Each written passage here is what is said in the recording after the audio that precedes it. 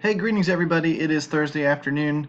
We've got a showdown slate tonight, but that's not what I want to talk about today. I wanted to talk a quick tip about looking at pricing amongst players and sort of determining versus ownership which ones you might choose.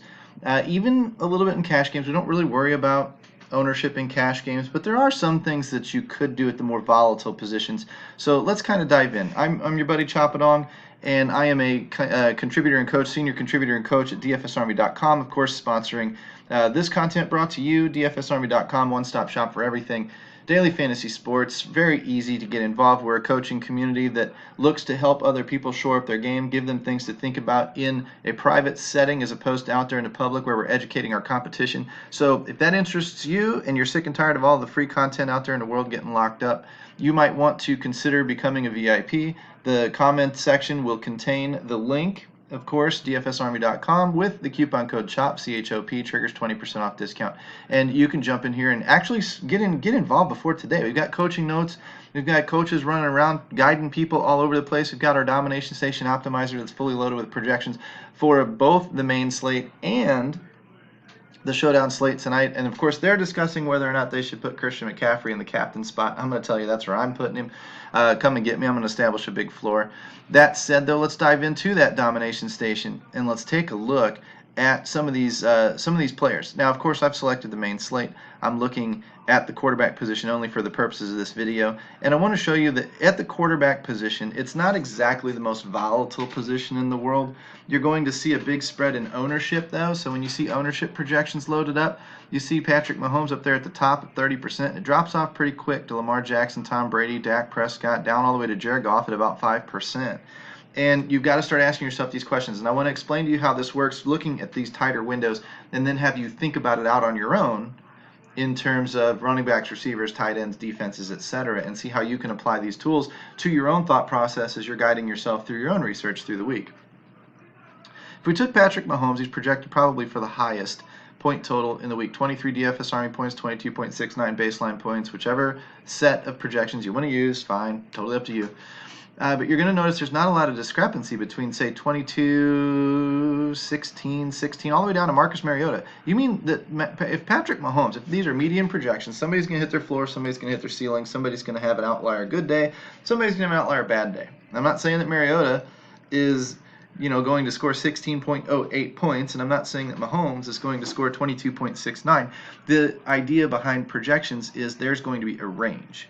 There's going to be a standard deviation based on a player's style and his matchup that's going to lend towards him maybe having a better shot at a ceiling game or a better shot at a floor game. And we want a secure floor, don't get me wrong, but we want players that have a secure floor and also have a shot at their ceiling.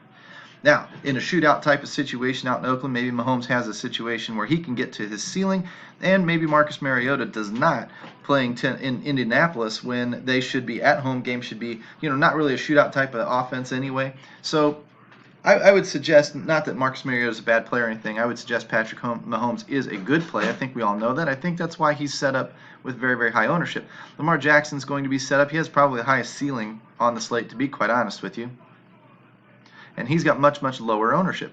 So if you're looking dollar for dollar, it's an $800 difference. Do you think that Lamar Jackson is going to outperform Patrick Mahomes, or do you think that it's going to go the other way around? Do you think that's an $800 difference worth paying for or worth saving money? If you thought Mahomes was going to score 30 points and Lamar Jackson's going to sit down at about 20, then you might pay that $800 for Mahomes. If you thought they were going to be pretty close, like a 23 and a 20 or something like that, then you might save the $800.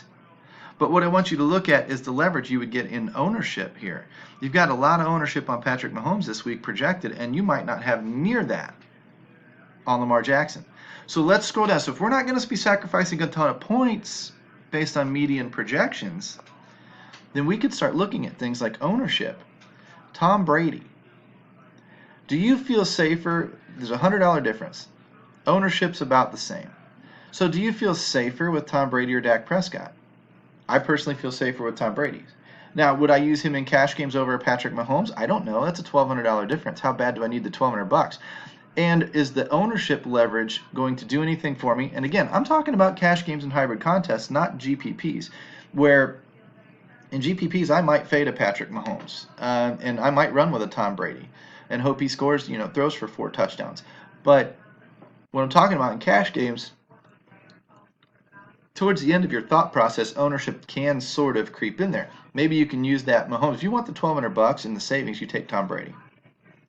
Probably have very similar floors. Probably have decent matchups to decent ceiling type games. I know game flow. Tom Brady might not. They might hand it to Sony Michel. Well, they didn't last week. Tom Brady was remarkably efficient last week.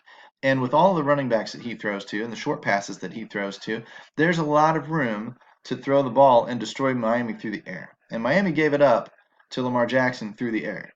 So there's a chance that that does happen. And I like the idea of using Tom Brady in cash games to save that $1,200. I also like the idea of using a Derek Carr at 6,600. That's $1,200 off of Tom Brady. That's actually $2,400 off of Mahomes. Now we're talking about significant salary. I can buy a better running back with that. I can buy maybe Travis Kelce. I mean, there's a lot of different things that I can do. But I'm looking at ownership way down here at 3%. I'm looking at a projected point total of about 16, 17 points. If Derek Carr gets into a shootout with Patrick Mahomes and they both score around 25 points, which I think we can all agree is possible, then Derek Carr at $2,400 savings and 10% of the ownership could be the way to go, because what can I do with that $2,400? I can build a better team. Okay, these are just the types of things as you're going through that you can put a little bit of that ownership thought process into what it is that you're doing as you're going down the slate and you're looking at these different quarterbacks. I'm not saying Derek Carr's my cash quarterback. I think that Mahomes is safer than Derek Carr, but I think this is definitely a situation in which Derek Carr can test his ceiling. I think Tom Brady can test his ceiling. I think Jared Goff can test his ceiling. I know Mahomes can every week, but why wouldn't I want to test my ceiling when the floor isn't that much different? Why wouldn't I want to test my ceiling at a much cheaper price and much lower ownership? That's just my quick tip for you today. So if you like this type of content, you hit the like, you hit the subscribe, you ring the notification bell. You visit the DFS Army website down there in the comments section, dfsarmy.com. Use that coupon code CHOP, C-H-O-P. Trigger that 20% off discount. Get in here and get to winning today, because believe me, they're talking a lot more about ownership and a lot more about leverage in our showdown rooms tonight than I ever will be out on the main slate. But I wanted to at least show that tip to you with how balanced these salaries are, with how balanced these points projections are, but how different these ownership projections are. I wanted to at least show you that and get you set up thinking of a little bit different dimension when it comes to your own contest and your own research this week. All right, guys, that'll do it for today. We'll come back. We'll do running backs and wide receivers or whatever for box checkers a little bit later. And stay tuned for those. Ring that notification bell so you get those dropped to your phone when those videos upload. Take care, guys. We'll talk to you soon.